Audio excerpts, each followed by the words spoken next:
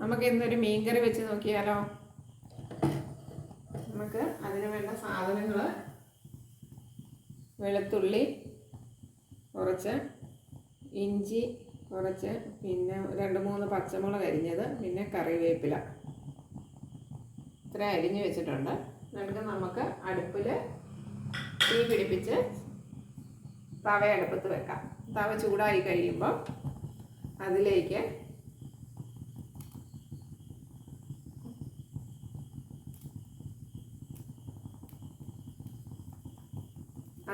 കുറച്ച് എണ്ണ നമുക്ക് ഒഴിക്കാം.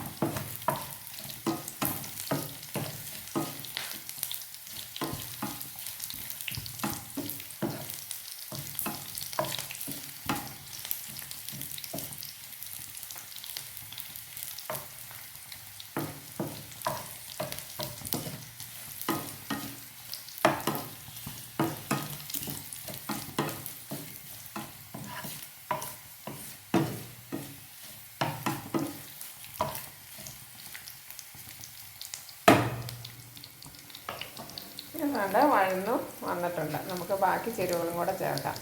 നമ്മൾ പൊടി ചേർക്കുമ്പോൾ കരിഞ്ഞു പോകാതിരിക്കാനായിട്ട് നമുക്ക് സ്റ്റൗ ഒന്ന് ഓഫാക്കി വെക്കാം. അല്ലെങ്കിൽ പെട്ടെന്ന് മൂത്ത് കരിഞ്ഞു പോകും. നമുക്ക് കുറച്ച് മഞ്ഞൾപ്പൊടി ചേർക്കാം.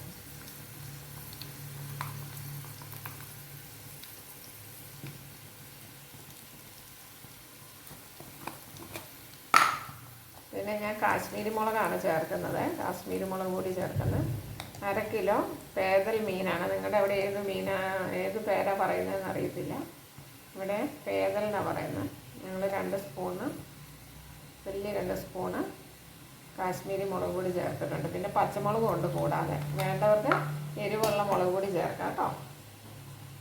ഇതൊന്ന് മൂപ്പിച്ചെടുക്കാം.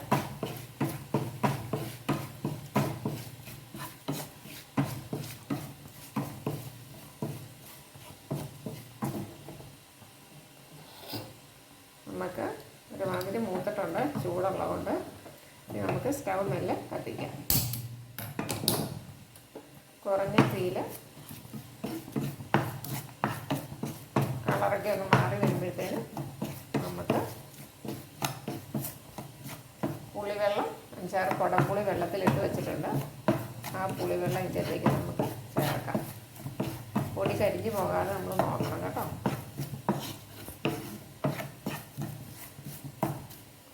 ഇതിലേക്ക് നമുക്ക് പുളിവെള്ളം ചേർക്കാം.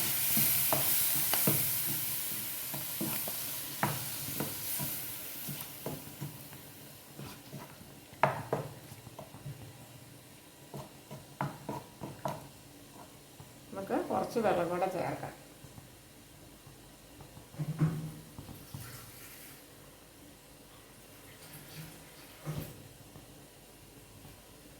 നമുക്ക് 1/2 കിലോ മീനാണ് ഉള്ളത്. അതിന് പാകത്തിനുള്ള വെള്ളം ചേർക്കാം.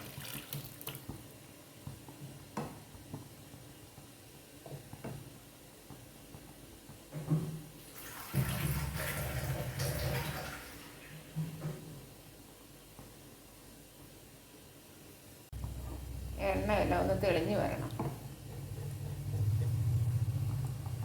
എണ്ണയൊക്കെ തെളിഞ്ഞ് വരുമ്പോഴത്തേനും, തിളച്ച എണ്ണയൊക്കെ തെളിഞ്ഞ് വരുമ്പോഴത്തേനും നമുക്ക് കഴുകി വെച്ചിരിക്കുന്ന മീൻ അതിനകത്തേക്ക് ഇട്ട് കൊടുക്കാം.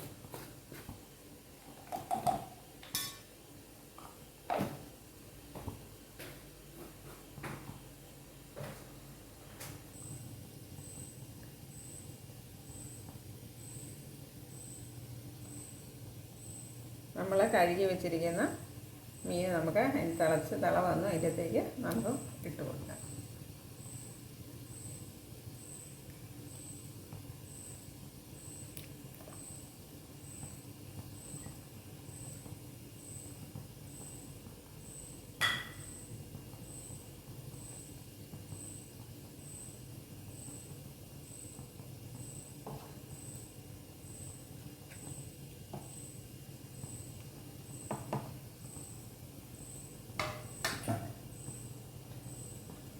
ഇതിനെ ഒരു മൺചട്ടിയിലേക്ക് മാറ്റുവാണ്. മൺചട്ടി വെച്ചാൽ നല്ല ടേസ്റ്റ് ഉള്ളതെന്നാണ് കാരണവന്മാർ പണ്ട് തൊട്ട് പറയുന്നത്. അന്നേരം മാറ്റിയിട്ടുണ്ട്. നമ്മളിനി സ്പൂണിട്ട് ഇത് ഇളക്കരുത്, നമ്മൾ വട്ടത്തിൽ ചുറ്റിക്കാമേ ചെയ്യാവും.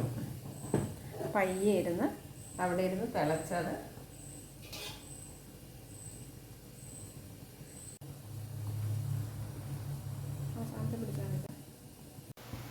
എന്നാൽ നമുക്കൊന്ന് തുറന്ന് നോക്കാം മീൻ വെന്തോ ഇല്ലയോ എന്ന്.